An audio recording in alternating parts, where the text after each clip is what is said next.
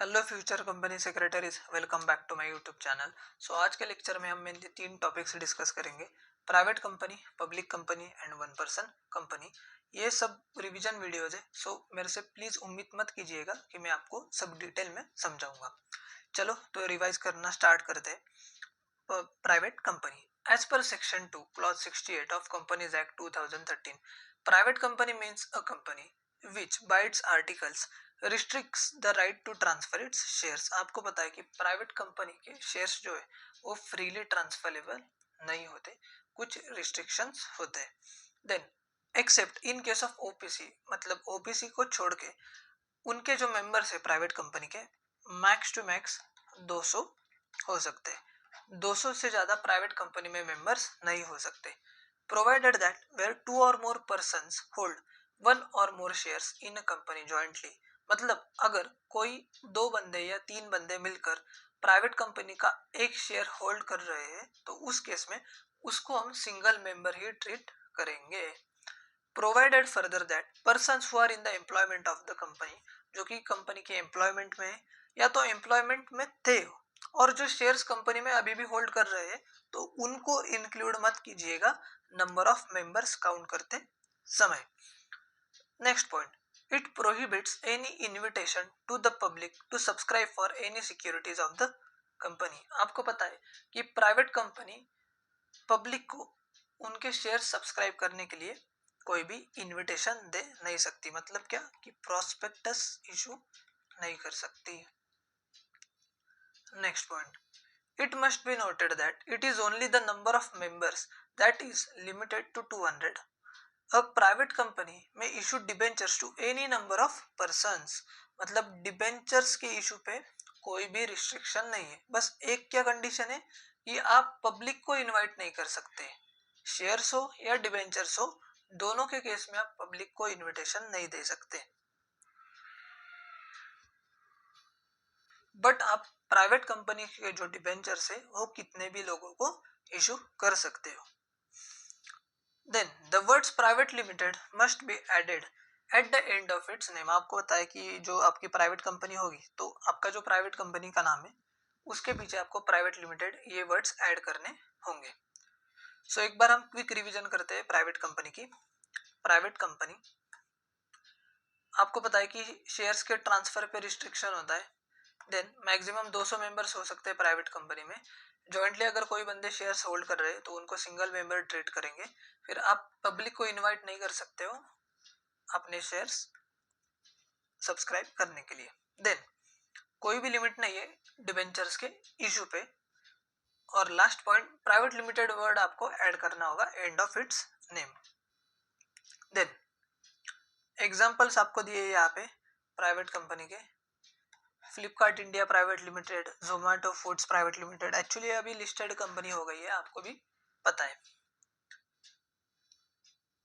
Then अगला जो हमारा टॉपिक है डिस्कशन का आज का, public company. Section 2 clause 71, a public company means a company which is not a private company. बहुत ही डिफिकल्ट डेफिनेशन दी है यहाँ पे। पब्लिक कंपनी का मतलब ऐसी कंपनी होता है जो कि प्राइवेट कंपनी नहीं है।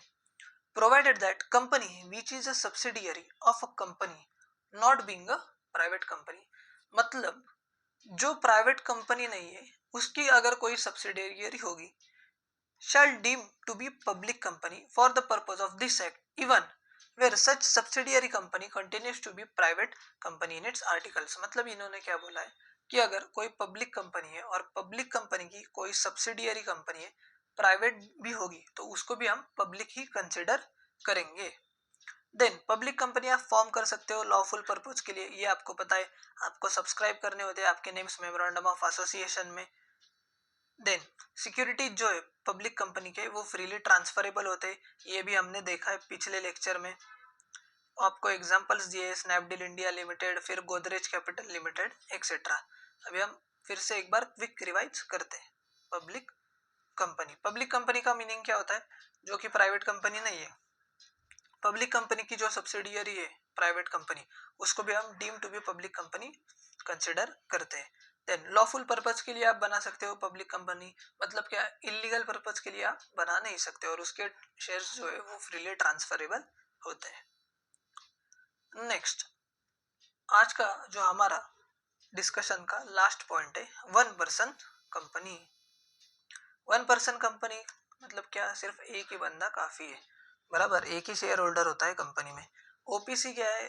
ओपीसी एक फॉर्म ऑफ बिजनेस ऑर्गेनाइजेशन है, कंपनी फॉर्म है कि जिसमें सिर्फ एक बंदा सारा बिजनेस मैनेज करता है, एक ही शेयर होल्डर होता है। ये जे ईरानी जो कमेटी थी उन्होंने रिकमेंड किया था कि ऐसा भी फॉर्म ऑफ बिजनेस ऑर्गेनाइजेशन हमें चाहिए। अभी उसके कुछ कैरेक्टरिस्टिक्स दिए, वो भी अपन देख लेंगे एक बार। क्या है कि फाइनेंशियल स्टेटमेंट्स जो होते हैं ना ओपीसी के, उसमें आपको कैश फ्लो स्टेटमेंट ऐड करने की जरूरत नहीं होती है। देन मेमोरेंडम जो होता है ओपीसी का, उसमें एक दूसरे पर्सन का नाम चाहिए और उसकी रिटर्न कंसेंट चाहिए।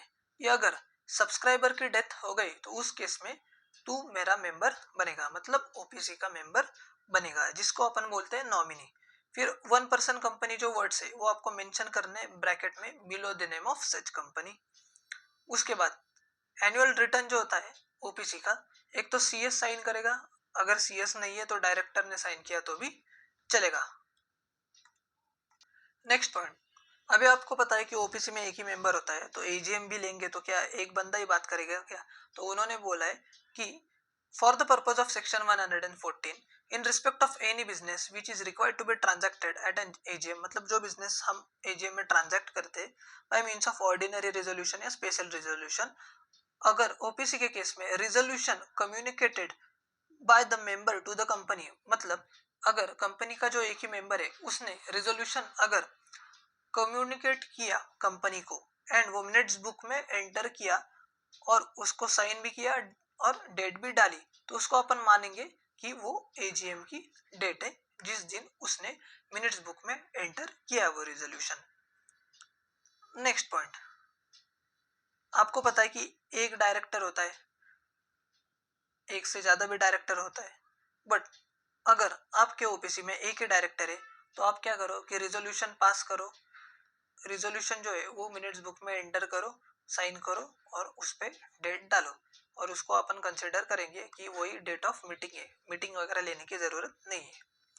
देन नेक्स्ट पॉइंट, ओपीसी को अपने फाइनेंशियल स्टेटमेंट्स फाइल करने होते हैं, ये पता है, बट उसकी टाइमलाइन अलग है।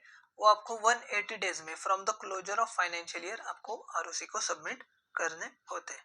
देन नेक्स्ट पॉइंट, आपको एक मीटिंग लेनी पड़ती है ओपीसी की each half of calendar year, मतलब 6 महीने में आपको एक बार तो मिलना पड़ता है, और गैप जो है दो मीटिंग का max to max, sorry, minimum 90 days का गैप चाहिए दो ओपीसी के मीटिंग के बीच।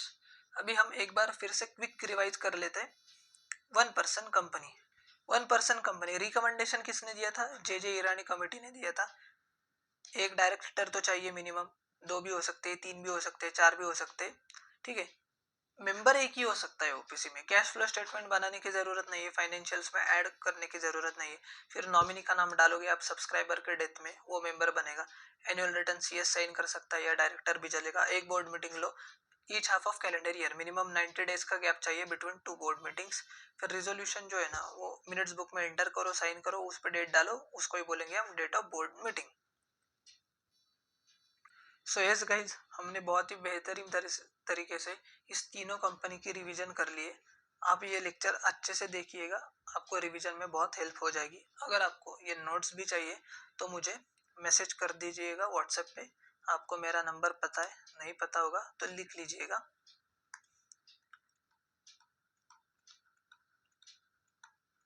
इस पे आप मुझे मैसेज कीजिएगा, आपको ये हैंड रिटन नोट्स मिल जाएंगे। सो यस, अभी हम यहीं पे रुकते हैं। अगर आपको ये लेक्चर पसंद आया होगा तो लाइक कीजिए, चैनल को सब्सक्राइब कीजिए और अपने दोस्तों के साथ भी ज़रूर शेयर कीजिएगा। Tata, bye bye.